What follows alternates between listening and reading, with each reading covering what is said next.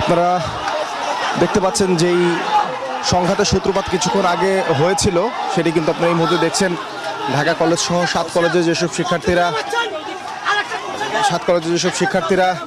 ঢাকা বিশ্ববিদ্যালয়ের শিক্ষার্থীদের ধাওয়া খেয়ে পিছু হটেছিলেন, তারা কিন্তু এখন লাঠিসোঁটা নিয়ে নীলক্ষেতের নিউ মার্কেট সংলগ্ন যে মোড়টা আছে সেই মোড়ের সামনে অবস্থান করছেন এবং ঢাকা বিশ্ববিদ্যালয়ের শিক্ষার্থী এবং এই 7 কলেজের শিক্ষার্থীদের মধ্যে কিন্তু আমরা কয়েক দফায় দেখেছি ধাওয়া এবং পাল্টা ধাওয়ার ঘটনা।